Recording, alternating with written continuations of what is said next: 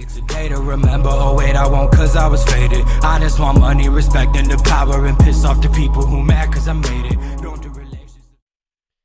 Hey, what's up guys, it's your boy Flora. Today I'm bringing you a brand new video. As you can see, it has nothing to do with gameplay. I'm just reviewing some news that got dropped about Call of Duty Vanguard releasing this Friday, technically Thursday at midnight depending on your local standard time. But there's just a few things I wanted to talk about from the rank play side and other things that they've announced, and I just wanted to, collect my thoughts in the video, see if anybody else had different thoughts, same thoughts, like a discussion type thing, see if anybody's in the same headspace that I am. But the first tweet we have on the screen, I can talk, long day at work. Yeah, so the first tweet we have on the screen is from Call of Duty itself saying that Sledgehammer Games and Treyarch are working together to bring a rank play. 100%, I read this tweet, instant red flags. Treyarch is notorious for the world's worst rank play systems known to man. Starting all the way from BO2, like, the BO2 ladder system, absolutely god-awful. We loved BO2 as the game, that's why we consider it, League Play the greatest thing ever, one of the worst things ever created. BO3 was just unplayable. That's because they didn't want to implement any of the GAs, just ban and protect. So that was the only thing. Every game you ban rapid fire and hope your teammates don't sit there and troll and protect rapid fire, protect high cal, something like that. Ban grip if you really wanted to go trolly, but like, and then BO4 was better. I guess BO4 ranked was really just. It just wasn't, there's nothing to grind for, if that makes sense. There's no real rating system. It just decided to put you in a different color every week, and then you played people you kind of knew. And then the most recent Cold War is a joke of a system. That there's no real rating system. It's just like, oh yeah, you're master, but you'll never play against other masters, or the masters you play against are either ass or the chances of you matching up with another pro that's also in Masters was very unlikely, and it's just a horrible ranking system in my opinion. I keep bumping the table and shaking the camera. It's just a horrible ranking system in general. Like, in my opinion, the best ranking system we had was ironically in World War II, when they just gave us an elo number and you sat there and you gained 24, you lost 24 per win loss. Like, once you got to a certain threshold of, I think it was 2,200. Maybe it was, I think 2,000 was we started recognizing names, and then 3,000 was the absolute highest I've ever seen someone. I don't remember that off the top of my head, but I know there's a whole Discord that Crowder, or known as Replays back then before he became the face coach, made the 3,000 elo Discord or whatever, where you play 8s, and that's all those rank play kids would play together, and that's something you strive to. And it's just we need something like that direly for this game, for rank play to be very, very successful. Because let me tell you, these systems are not it. It's not worth playing. It's not like hopping on Valorant where you're like, okay, I'm gold 4, I can do better here, go up to gold 1 to get up in the plat.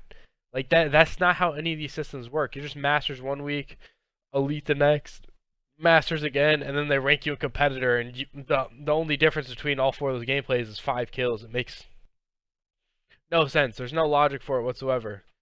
Shit, when this first came out, Awakening got put into competitor. Like the bottom 50% of all COD population, and he's a pro in the pro league. It didn't make any sense. It never does. So that's a major red flag for that. Move on to the next tweet. Just an interaction between them. Anything on rank play? Do we tell them? Do it. This is, if I pull this up properly, I think.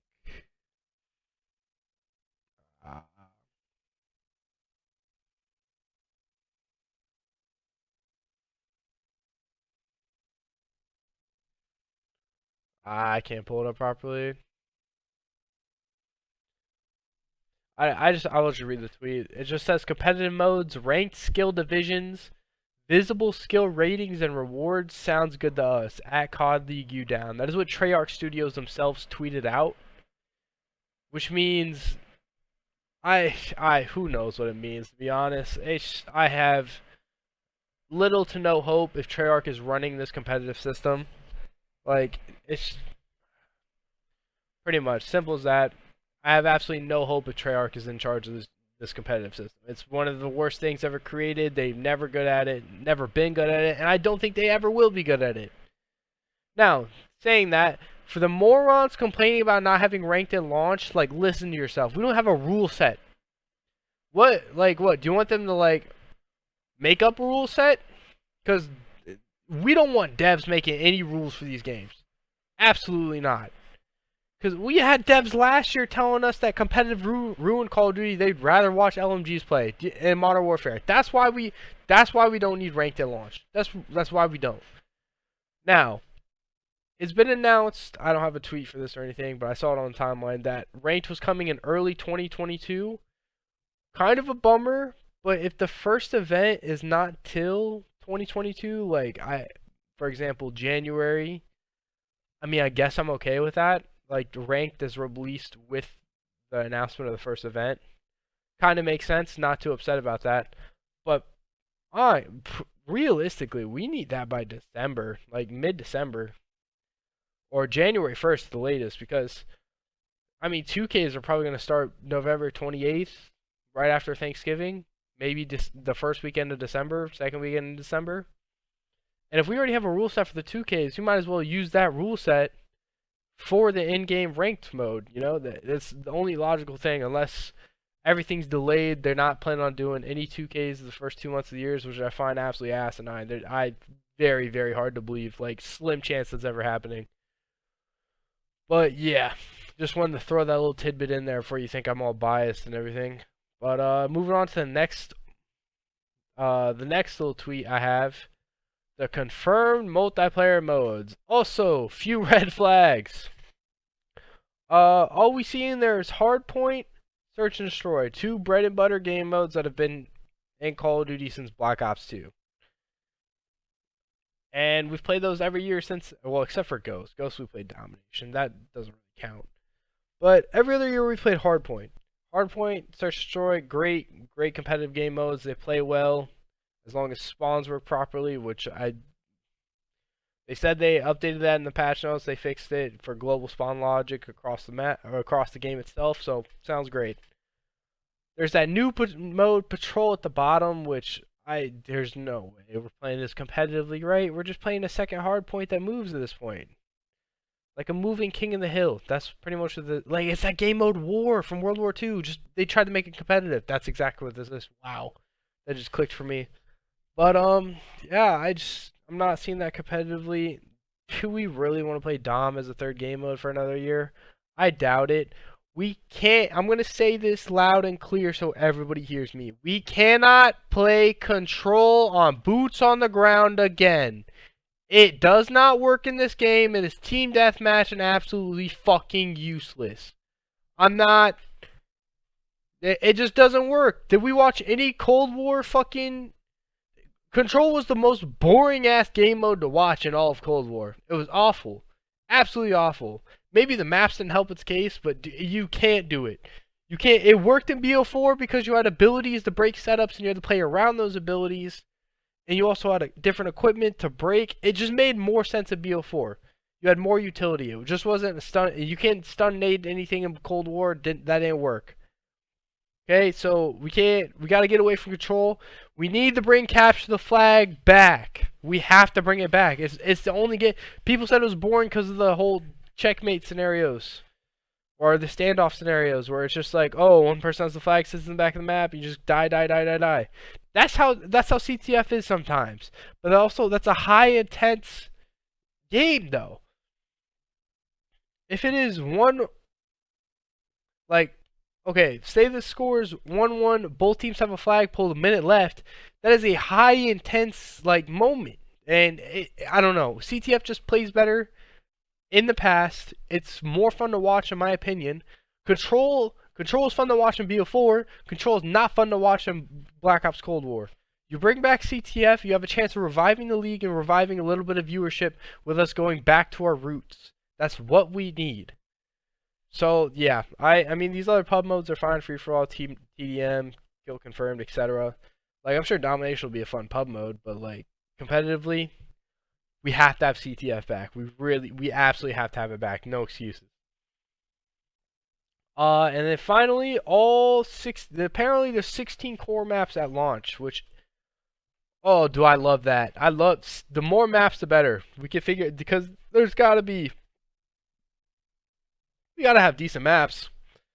And if we get a map pool of like 6 maps, have like 6 S&D maps or 5 S&D maps, it's gonna make it more fun to play, more fun to veto, and it's just gonna, I don't know, it's gonna widen that skill gap with more maps to play.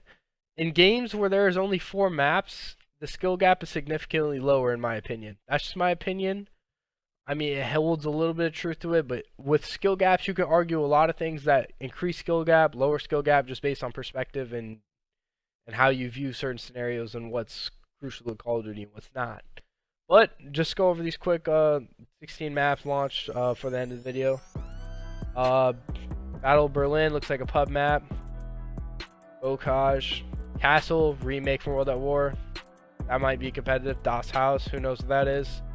Decoy, the vibes I get is like a remake of Nuketown, like maybe a twist on Nuketown, something small like that, who knows. Demyask, Desert Siege, this looks probably like a competitive map. Dome, remake from World at War. Eagle's Nest, played that in the beta. Gavuto, haven't played that. Hotel Royale in the beta. Numa, what a name. Oasis. Red Star, also in the beta. Interesting map. Subpens. Tuscan. I mean, I think the one thing to take away from seeing all those maps and screenshots is you can't judge anything just because it's a screenshot. You don't know how the maps look, you don't know how the maps play, etc. I'm just glad, like, the one thing to point out from that is that the color variety in the environment. Like, there was like 3 desert maps, 2 snowy maps, a trench map, a jungle map. Like, there's multiple areas, so it's not going to be the same boring gray type of maps, you know? Like, I really like that for competitively and just for the game, like, playing the game and enjoying it as a whole. I would rather have different environments and make the game fresh for every map that I play on than just play the same grayscale thing over and over and over and over again. I just hope that all these maps are playable. There's not like horrid maps that are just absolutely disgusting and you back out like for example Gustav Cannon, you know, like you see that you instant out of the lobby. But yeah, just some of my thoughts on what's happening with Call of Duty and the rank play and the competitive side. If you guys have any opinions, let me know in the comments below. I'll reply to all of them. I'm just, you know, I want to see what everybody else has to say or if I'm absolutely insane. But, as always, been your boy Flora. I'll see you in the next video.